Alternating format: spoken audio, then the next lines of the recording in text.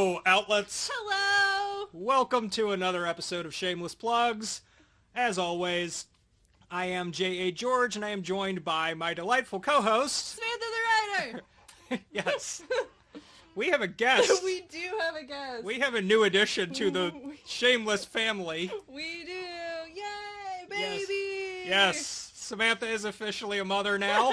I know, right? Yes. Crazy. Yes, So any little noises you hear in the background, that is baby just voicing her opinion. Yes. So, so this is, I would say, a necessary episode, but It is. not necessarily a fun one. It's a little painful. It's a little painful, but because it's painful, our goal with this episode is to help you come through something that can be rather unpleasant and come out for it better instead of worse. Yeah, agreed. And we're not talking about labor. No.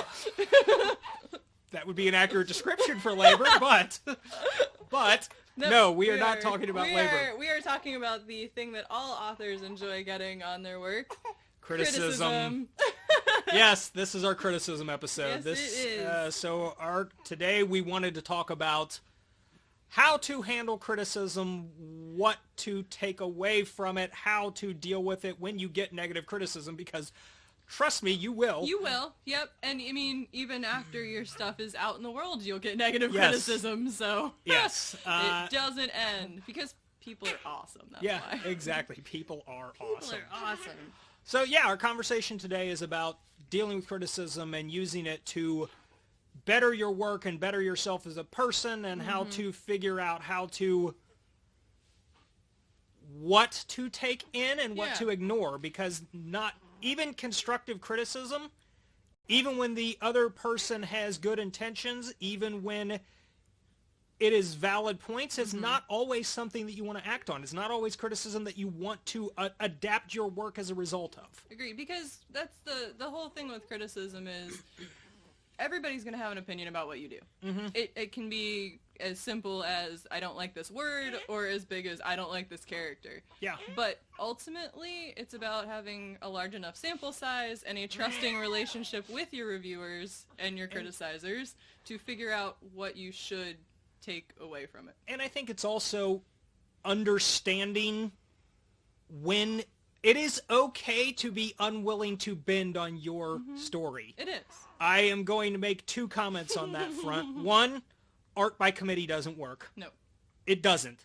The best art comes from one individual having a particular vision. That's not to say that that person ignores criticism, that they don't make any adjustments to their work, but ultimately, you as a creator have to stay true to your vision of your story, your characters.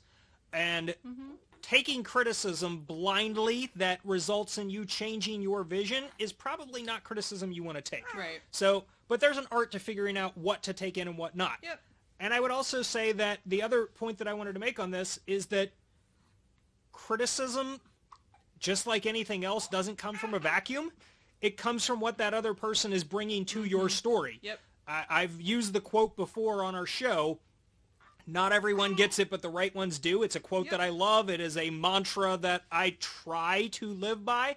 Sometimes it just means that the story you're telling, there's nothing wrong with it, or there's nothing wrong with the aspect that's being criticized. It's just not right for the person who's doing the criticizing. Yep, absolutely. That's I think that's a really good way to say it too, because we've talked about this before.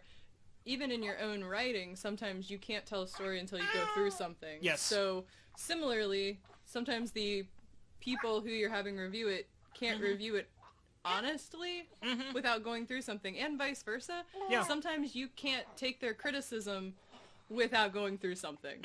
You know, so they may give you a gem and you're like, oh no, that doesn't work for me at all. And then you get to edit number 4 and you're like, oh. And that's okay. That's why you have multiple edit processes. That's why you have multiple people that you talk to and use in your process. Yeah. And I think that it's just as important to understand where they're coming from as where you are in your writing and your life. Agreed. And, you know, I want to go back to this point of it's not necessarily just right for everybody because, you know what? I have written all kinds of different things, but you giving me a serious period drama from the 17th century, I have very little interest in reading that. Any critique I am going to give on that, I'm not going to be fully invested in it because it's not something that I enjoy. My criticisms are going to be purely on a technical level. I have nothing invested in that. So if I give you criticism, if I were to give criticism about a character, don't listen to my criticism. Right. Yeah. Be like, well, I'm not really sure the Queen would wave that way. Yeah. No, don't listen to my criticism. If you did your research and you know that that's right, then you know that it's right. Now, if I give you criticism on, a superhero and how you would use ice powers to fly, you better pay attention. Oh, well, I mean, obviously, because that's how you got to my house this morning with your flying ice powers. Oh, yeah. So. I mean, it's cold. It's okay. In all fairness, it's cold enough. I just used the ambient atmosphere to generate the ice. Well, details. I mean, it's January. It is January. Actually, when this episode airs, it'll be February. Well, it'll still be January. It'll still be good, yeah. We're recording ahead of time. We are. So. Yeah. Well, details. Yeah. Details. So anyway. Yes. So where should we start with this whole criticism? Wherever you would like. Kick it off. So. I talked about this before, but one of the main ways that I got criticism on my work when I started out was in college doing the writing workshops for my major, and they were essentially ego bashing sessions. You went in there, you took your work in, you read your piece, and everybody essentially told you why you were the worst writer in the history of the written word. Not exactly helpful. Are you? Well, no, I'm not, actually. Okay. I was then. Okay. But... Okay. But, the one thing that I learned from that is you need to balance out the way that you give criticism. And maybe I'm going to start with, giving it, because that's the one thing that I've always tried to do with when I give feedback on someone's work. Is I don't just go in and read it and be like, okay, you need to change X, Y, and Z. I will go in and I will highlight a line, or I'll say oh my gosh, I love this line, or I love this character's perspective, or because as much as we want to help everybody get better, I've always believed that recognizing a positive in their work helps them get better, because you're saying, you did this really well. Don't change this. Use this later on. I think you're hitting on something really important. This wasn't a point that I had even thought of to bring up, but now that you're saying it, I think you're hitting on something really important. Giving criticism, if you're really trying to help the other person improve their work and improve as a writer, you need to tell them what they are doing well also, because if they aren't getting that feedback that says, okay, maybe I'm not so great at descriptions of settings, but people seem to really love my dialogue. That helps them know where to focus their energy for improvement, or whether they want to shore up their weak areas or focus on their strengths. Either approach is valid in my opinion. Agreed. But if you aren't telling them where their strengths lie, they're still not going to improve as a writer. Right. Yeah. And that was the one thing that I always valued in those workshops, is when someone would look at me and be like, hey, you did this well. You didn't do this thing well, but you did this thing well. And I'd be like, okay, hi. Oh my gosh, so many opinions. We've got a vocal opinion. We do. Maker. I hope you agree. No, so I think that for me was something that was super helpful when I was writing in college, is when someone would look at me and say, hey, you did this thing well. And I'd be like, okay, I did that thing well. Well, I didn't do 10 things well. I need to improve these things. At least I know that I'm going somewhere. I've got something that I can hold on to. So that was that was one thing that I always valued in getting criticism, and it's something that I always try to do when I give it. And that's on everything. I mean, that's if someone even asks me just hey, can you just read through this letter for me? You're like, yeah, sure. And then, the other thing that I think is important for me when I receive criticism is I prefer if someone asks me a question. It's a little different, I think, than what you normally think of when you think of editing or, talking about it in a conversation. But I always tell when people ask me to edit longer pieces or stories or read something, I always say, I can do that. I was like, but I'm going to ask you questions. I'm not going to do line edits.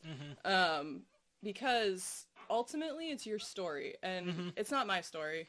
I can't write it. You're writing it. So I always want to let people think about things versus telling them what to do.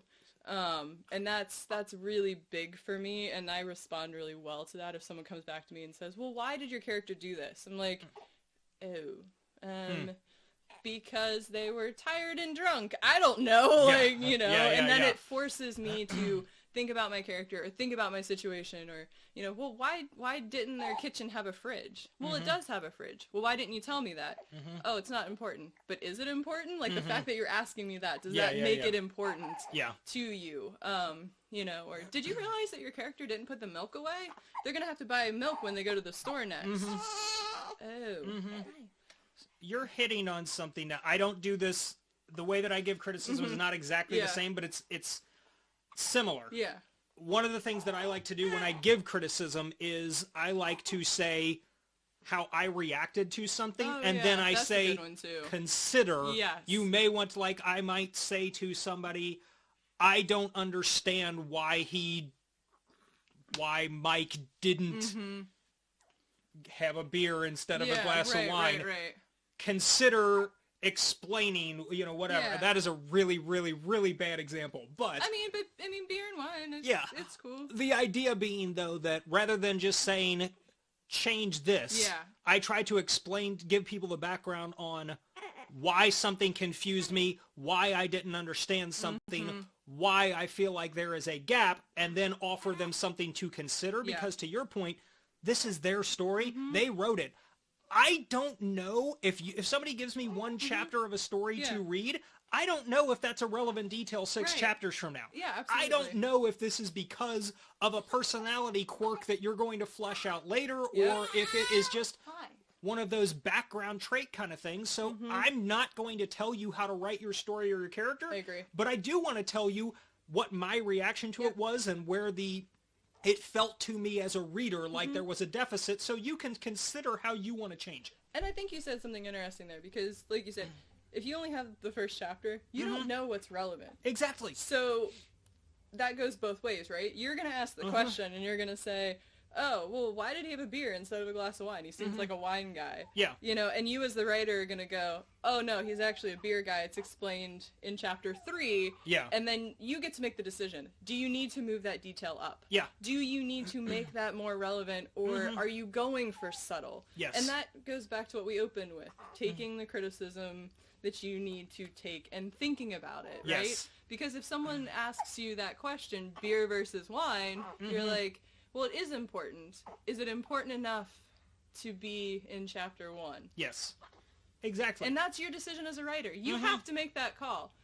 J. George can't make that call for you. No. He can't sit there and be like, you need to put your beer choice in chapter 1. I'm never going to tell any writer, you have to do this, or even you should do this. Yeah. I am going to say, as a reader, this is my reaction to what you wrote. You may want to consider the X. Yeah, yeah. And, I mean, we've done that before.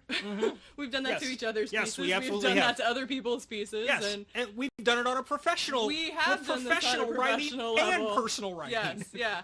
And it can be hard to think about your writing in that way, because I think, at least for me, I'm going through it and I'm writing it and I'm like, yeah, this is it. This is the way it is, and it's perfect and it's amazing. And, nobody could write it like me, which is true. No one could write it like me, but that doesn't mean that it's perfect its first round. Well, and I want to add something to that.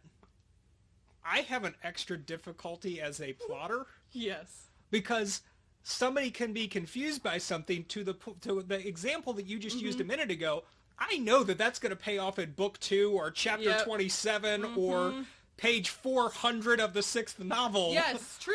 Yes. I know where the payoff is for that, so I have blind spots when it comes to the reaction that my reader's going to have. Right. It's like watching a movie where you already that you've seen before. You already know the ending, so you know what's relevant, what isn't. Yeah. Right. Yeah. As a plotter, that's an extra difficulty for me. It's additional blind spots that I don't see and my readers do. Well, and I think similarly as a pantser, maybe the blind spot looks a little different, because when I'm writing mine, I you know, typically kind of have an idea of where you're going, maybe. Yeah. You know. Do you?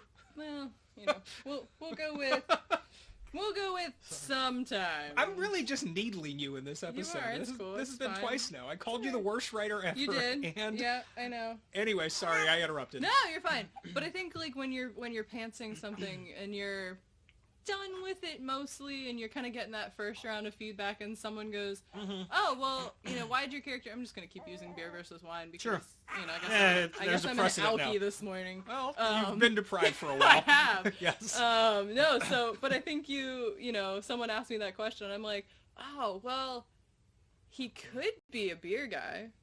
He could be a wine guy. What does that do to my story if he becomes a wine guy? Yeah. So I think from the pantser perspective, you almost have to rein it in and be like, I could see that. Okay, you don't need to go down every road. Someone's going to ask you a question about a road. Don't go down it. Yeah. Unless you feel like you really, really have to. Yes. Because that's the biggest thing, I think, in the pantserverse is someone could critique my work and then inadvertently give me an idea. Yes. Yes. And it's about just saying, breaks, do you really want to do that? What is the impact going forward? Yeah. So, exactly. Yeah, I don't know. It's an interesting universe. Yes. We've talked about giving criticism. Yep. Do you want to get into receiving criticism? I guess. The less fun half of this conversation. But okay, so one more thing just to close out the giving part of the criticism talk. I think the other thing is if you're going to ask for criticism from people, if you're going to ask people to read your stuff, make sure it's people that you trust. Yeah. Don't just send it out to 7 or 8 half friends or relatives or whatever. Like, make sure that your group, your writers, your readers, your writing readers are people that you can have a conversation with. Yes. Because that is just as important as... It's important on both sides. I'm going to add something to that. I agree with what you're saying. However... Yes. To play devil's advocate Please on this, do. I would say that I have met, in particular on Twitter, there have been the writing contests and everything, and there have been like groups that, hey, we're going to do a critique party, post your stuff, and we're going to all offer feedback on everybody to help ourselves get better. Even if you don't know the writer, those can be good experiences. Yes. If you go in with eyes wide open, yes, okay. Which kind of gets us to the next part of our conversation. Agreed. And to some extent, the writing world has changed a little bit because there are those opportunities out there. So if you have an opportunity like that, don't just pass it by, but make sure you're going in eyes wide open, or you do your research on who is going to be on there. Yes, agreed. Because I agree that with all of that. can be as important as the actual process. Yes. So. Yes. Yes. So, I think that is a segue into the receiving portion. Oh, dear. This is the fun part. I don't know what you're talking about. No, it's not. No, it's not. Stop lying to our outlets. Stop lying to them. Sorry, outlets. Taking criticism sucks. It does. It's getting criticism, pouring your heart and soul into something, loving it, caring about it, breathing it, sleeping it, thinking about it when you're in the shower, in the car, something that consumes your life. To have somebody else say that it is less than amazing and sterling and brilliant and wonderful and life-affirming and life-changing hurts. Yep. Let's not say anything else to the contrary. Yes, some people are better at taking criticism than others, but being told that a part of you sucks hurts. It does. It does. It does. But I think it's why a lot of people get out of the game. That's actually related to something I was going to say at the later on in this conversation. Okay. No. Detour. No. Get back on the road. No. Get back on the road. That's actually, in my opinion, the final lesson is don't let criticism stop you. Okay. If this is something that you love, if this is a part of you, you absolutely, and that's part of why I feel like we needed to do this episode, you can't let this drive you away from something that you love. Right. Helping our listeners, our friends. Hi, friends. Figure out how to get through this is important, in my opinion. It is. I know. I agree with that. Yeah. So you got the last lesson now. Not lesson, comments. Last thought. Welcome to the Pantserverse. Yes. Anyway, so I think the first part of dealing with criticism to me is genuinely listening to what the criticism is. Yep, I agree. You don't need to respond right away. When you get criticism, step back. Yep. Let it sink in. Yep. Genuinely listen to it, because if somebody says, I'm terrible at coming up with these examples on the fly. If somebody says, your main character is terrible as a redhead. Okay, sure. Your main character is terrible as a redhead.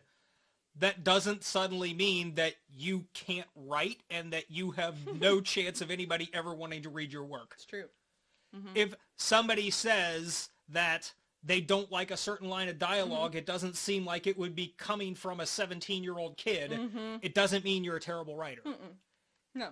So don't jump to conclusions. Take the criticism for what it is. Really evaluate what they're trying to say. They're trying to say that, they don't think this character would be a redhead because they are growing up in more controlled areas of Spain. I don't know. Wow, sorry, Spain. Yeah, Spain. I'm talking historically, but whatever. Yes, so, we all know how well that went over in the first half of the show. Yes, exactly. So I was gonna go to. I'm talking about 17th century period dramas. I'm talking about when. Anyway, I was gonna go to a worse place, so don't even worry about it. Okay, so they're criticizing one particular aspect. They are saying that dialogue does not sound natural to them for a 17-year-old. Right. They're not even saying that you can't write dialogue. No. They're saying that particular line did not sit well for them. Right. That particular character trait did not sit well. But I want to go back to what we said at the beginning of the episode. There may be a reason for it that they're not aware of. Right, absolutely. You have to evaluate that as a writer. You don't write off that person, though, as a horrible critic who, can't judge anything. Maybe they are. Right. I mean, it's possible that they are a bad critic. It's possible that they can't separate themselves. It's possible that they're not a talented writer, or they're not I'm going to use the phrase, for lack of a better term, talented reader, because I don't think you have to necessarily be a talented writer to be able to give genuine, valid feedback on somebody's work, but, that you don't throw out the baby with the bathwater. Right. Well, and if someone is saying, like, to use your dialogue, if someone is saying that sentence or that phrasing doesn't feel genuine to your character, that is actually pretty intelligent. It is. I mean, that is actually something that you might want to evaluate and be like, well, why doesn't it feel genuine to my character? I had a similar experience to this when I was in college. I had a professor who told me that one of my characters, I was writing and it was going really well, and then he started dropping the F-bomb, which I will not drop on our show. And my professor was like, he goes, it was really good up until this point. He goes, but then you lost your character because you as a writer got angry. And I was like, oh, that's right. I'm not my character. Like, my character is not, if my character isn't showing his anger that way, or he's not using those words from the beginning, then it's not my character. And I think that to me was a really important distinction. It made me evaluate things a little differently. Like, how, as Samantha the writer, I might use certain words, but as Samantha writing for Christopher, he's not going to use certain words. Right. And yes, yes, I was about to go down a whole rabbit hole, and I'm just not going to do that. Yes. So, no, you're good. No, I think that's really the separation as a writer, and in terms of receiving your feedback, is really important. Being able to separate yourself from your work, from the criticism, those are all really important things. And that kind of brings me to the next thing that I wanted to talk about. If you're working and getting feedback from other writers, it's really important that you respond calmly and professionally. Yes. These people are your peers and or future peers. Don't lash out at them. Right. I agree. It's easy to do. Yes. And I've done it. I've gotten, I sent out, as part of a Twitter thing, I sent out my query letter to a couple people. And I got, I sent it out to like 4 people. Yeah. I got mostly positive feedback.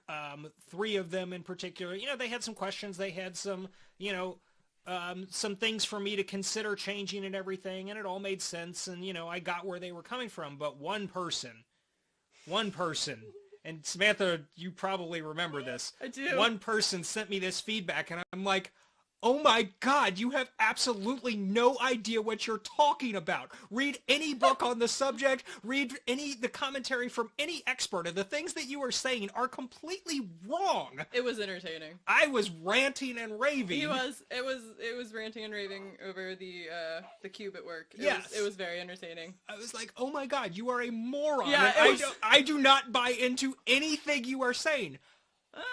But I didn't say that to the person who gave me the feedback. No, not at all. I ranted and raved to Samantha. Yes. And then I gave the calm professional, well, thank you for your feedback. I'll consider it and see what I want to incorporate into the letter. Exactly. That was my response to them. I completely didn't feel that. I completely didn't agree with it. Nope. Because I thought they were an idiot. Yeah, but right, yeah. And that's okay. You're allowed to think that your reviewers are idiots, but you're not allowed to call them that. Yeah.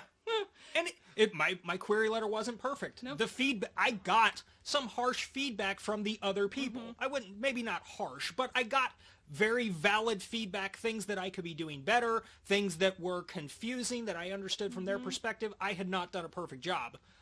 But sometimes you're just going to get criticism that doesn't make sense. Yeah. You still have to react professionally. Agreed. Yeah. And it's important because you never know when you're going to see that person again. Exactly. Exactly.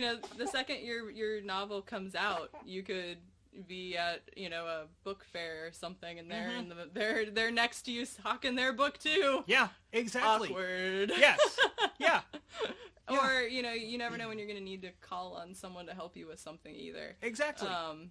Because as writers, our networks are just as important as the words we put on the page. As much as a lot of us, myself included, are introverts. Yep, agreed. You still need people. You still need relationships. Right. Yeah, it's so true. So, yeah, I don't know.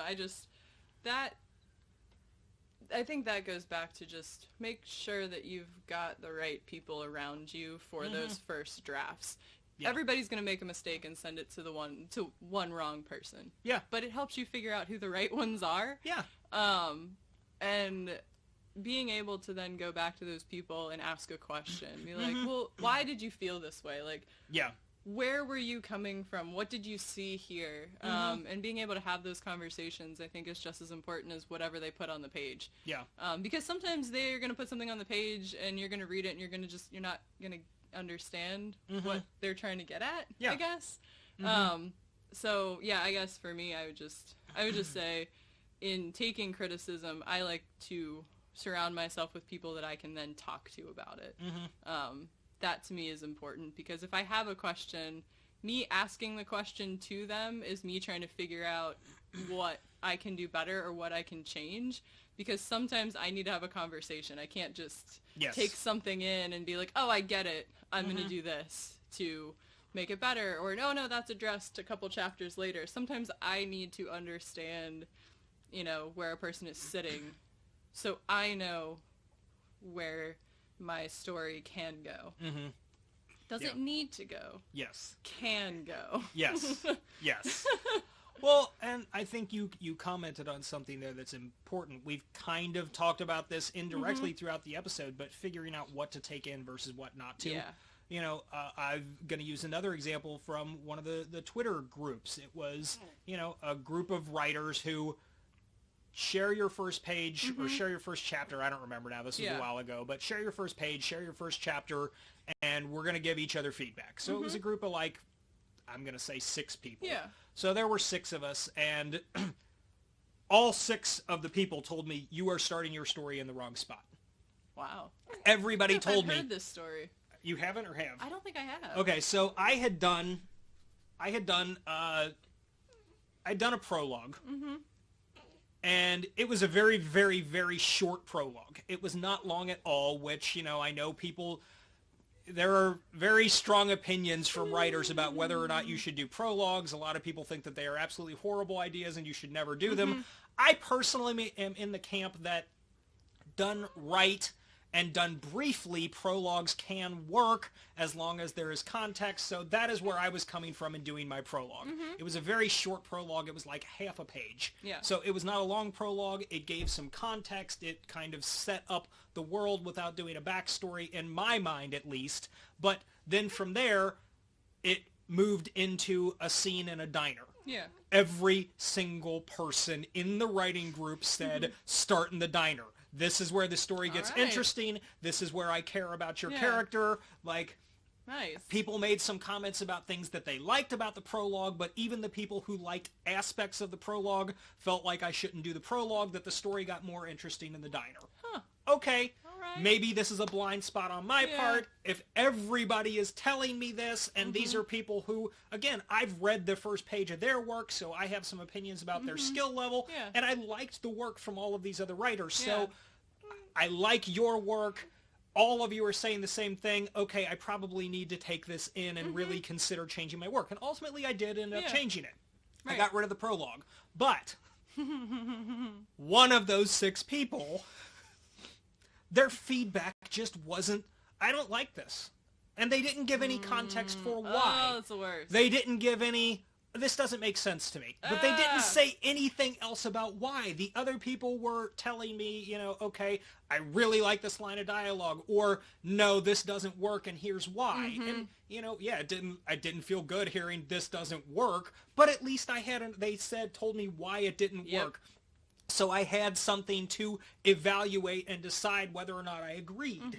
Some cases I did, and I made the change. Some cases I didn't, and I was like, no, we don't see eye to eye on this. I can't do it. But that one person, every comment was just like, I don't like this. This doesn't make sense. Why are you saying this? It was all comments like that, and I'm sorry.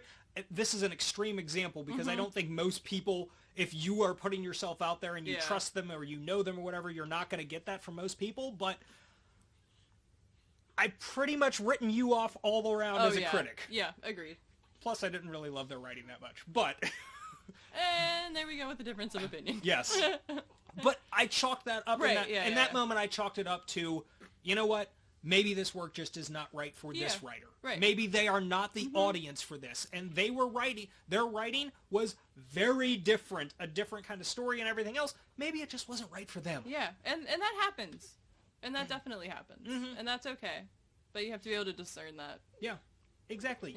You have to evaluate the criticism. You have to evaluate where it falls in relation to your work. And I think that, to go back to a point you made right at the beginning, it's okay to take a breath. Yes. Once you get feedback, the first thing you want to do is look at it, because you've been waiting for it for a couple of weeks or whatever it is, you know. But once you get into it, it can take time to process. Yes. But you need to digest. You need to think about it. You need to look at your work. So when you get your feedback, take a breath. Yes. Take a minute with it. Embrace it. Love it. Hate it. Whatever you need to do before you make any changes. Especially before you make any changes. Don't just like go in and start making changes based on the first thing you get back. But then also, again, before you respond to any of your readers. I was about to say, I look at getting feedback like drunk texting. Yeah, nice. Oh, that's good. Put down the phone. Yes. Step away for a minute and think about whether or not you really want to make changes or react, because you probably don't. No, you probably nope. Not right away. Not in that first 5 minutes. Nope. That's for sure. I think of it as drunk texting. Yeah. Going back to my college experience, I would take all of the manuscripts that people had marked up for me. I would carry them back to my dorm room, and I would toss them in a corner or on my desk or under my bed, wherever the hell I had space for them, and they would live there for a good 48 hours before I'd look at them. Because after coming out of the classroom, after hearing what people had to say, I needed a break. I needed a breath to completely get it. Process, and then I could go in with a clear head, an open mind, You know, because it's emotionally charged. You've been waiting for this. Yes. And then you kind of your go soul. up and down and up and down. And I like this. This is terrible. Why did you make this decision? You shouldn't have done this. You should do this. I see your character doing this thing. Why did you make your character a construction worker? Like, you know, you hear all of these things and you're just almost deer in headlights to some extent, because you're like, I can't process all of this because this is my story. These are my people. Yeah, exactly. I completely agree. And I think this all goes back to, or at least partially goes back to, this is something you love. This is a part of you. Do not let critics take that away from you. Do not let them stop you. You know, this whole conversation has been about figuring out how to deal with criticism, how to take in the good and not take in the bad. But in addition to not taking in the bad, don't let the bad crush you. Oh, yeah. Agreed. And if that means taking 2 days to look at it, take the 2 days to look at it. Well, and I think with that, how do I say this tactfully? You're amongst friends, just go. So, if you write something and you get a lot of negative feedback on it and you're feeling really, really down about it, and you've got that kind of, you know, I don't know if I should do this. I don't know if, you know, this is a story. I don't know if I want to write anymore. Maybe that's not your story. And maybe that is the way that you need to think about it versus I just need to stick with this and fix it and make it so people like it. Yeah. That is just a really unfortunate slope, and you're eventually going to fall off the edge. You know, the story that you're meant to write is the story that you can take the feedback on and know if it's right or not. I agree. And because everybody's going to write that crap story. They're going to think that it's the best thing in the world. They're going to get the criticism on it, and then they're going to be like, oh my gosh, everybody hated this. Maybe I'm a bad writer. It doesn't mean you're a bad writer. It means that maybe you're not telling the story that's true to you. So that's another way I think to look at criticism is, are you telling the right story if you're constantly getting negative feedback?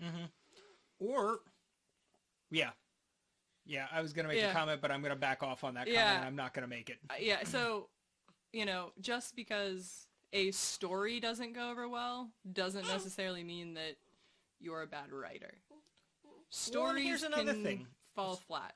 Stories absolutely can fall flat. But I'm going to say one more thing. Yeah. Yes, I completely agree with what you just said, Samantha. But I would also say maybe you aren't ready to tell that story. I think that's another way to phrase it. And I especially want to say this for people who are newer writers. Yes. Maybe you haven't figured yourself out as a writer yet, but that doesn't mean you don't have talent. Exactly. It doesn't mean you're not meant to write. It just means you haven't honed your craft enough yet, and you still have some learning and growing to do.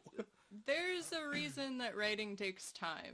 If you sit down and think, I'm going to write the next bestseller in 6 months, you're not. You're probably not. I mean, the odds of you doing that are... 1/1,000,000th of a percent? They're pretty slim. I mean, it's a labor of love. It takes time. That's why a lot of writers tend to be a little bit older.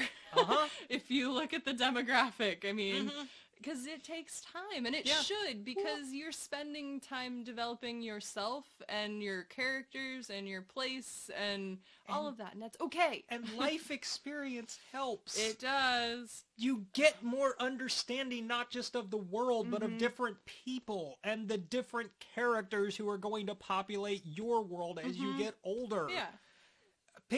I've seen so many people talk about how, you know, I've seen people who are like 30 talk about how they're never going to make it as a writer. You're 30! It's true. It is true. What was it? Mark Twain? Wasn't he like 40 when his first novel came out? I think so. Yeah, I thought he was. Yeah, I don't know the exact age. We should fact check that. We should. But I mean... Details! Details! Yeah! Prepping! You realize how horrible it is is for us as writers to be saying who cares about the details, you do realize how horrible what we're saying right now is, right? I'd look it up, but I've got a baby. And especially considering the fact that both of us have journalism backgrounds, do you realize? Okay, so, I mean, yes, yeah, so that's pretty bad. Yep. I mean, yeah. And at this point, everybody just turned it off. Turned off shameless plugs. Whoopsie! Well, for those of you who are still listening. Yes, so both of you, please. Anyway, we digress. Yes. No, I mean, yes, your details are very important and you should check them. We just don't have the resources to check our details at the moment, but we can post an update. Yeah. We probably won't, but we could. I'm trying to bring our listeners back. Okay, anyway. You realize they're gone and they're not hearing you say this, but anyway. They know. I put it out into the universe. Okay. I used my powers. Anyway, you were saying. I guess I was saying. I don't remember who was saying. Yeah. We were talking about experience helps. Experience helps. Yes. Yes, experience does help. I know that looking back at the stuff I wrote when I was younger, it's entertaining for me as a 30-year-old to read the stuff I wrote when I was 20, 21 years old. Yeah. Now, and think about how little I knew of the world. I thought I knew everything about the world. Yeah, but of course you did. To realize how little I knew about the world at that point in my life and the complex topics I was trying to cover and the characters I was trying to build, I didn't know anything about the people I was trying to build. Yeah, exactly. You know? And looking back at it now, it's entertaining to me. And then to look at stories that I wrote back then and have now fitted to my life now, stuff that I'm currently working on, that I wrote the first draft of 5-6 years ago. Looking back at that first draft is just, what I take away is some of the people who are criticizing my work knew exactly what they were talking about. I wasn't in a place that I knew what they were talking about. Right. Absolutely. Yeah. Perspective change, experience changes you. It does. It really does. Yeah. So, so criticism. Giving it good. Be kind. Be kind. Be thoughtful. And give a reason when you don't like something. Be constructive. I think that's what this all boils down to. If you're going to give criticism, give constructive criticism. Don't try to tear other people down. Don't just say this sucks and not give any context to it. Give constructive criticism that can actually help that person improve and tell them what they're doing well. Yes. Please tell them what they're doing well. It matters. It does matter. And then on receiving criticism, take the time you need to process what you need to process. Yes. And really process the feedback and think about what the other person is trying to say rather than leaping to conclusions. Yep. Agreed. And most of all, don't let it stop you. No, please don't. And if you need readers, we're always more than willing to help you out, outlets. We are. You know our perspective on criticism. You know our perspective. We never have any intention of just tearing people down. Nope. Our goal is to try to help our fellow writers improve. Yep, always. I lose nothing by somebody that I helped. If they become a best-selling author and I don't, I've lost nothing. Right. Agreed. I mean, that's the goal here, right? That's the whole point of shameless plugs. Is to writers helping writers. Writers helping writers. Well, and us. And plugging ourselves. Plugging ourselves because, best writers in the history of the known universe. Yes. And all that stuff. But besides that. Yeah, writers helping writers. Connecting with writers. Yeah. So, in conclusion, bye, outlets! Bye, outlets! We'll see you next time. See you next time. On Shameless Plugs. Find us on Twitter and Instagram and the web and email. And listen. And all talk that. to us. Yeah, talk to us. Bye.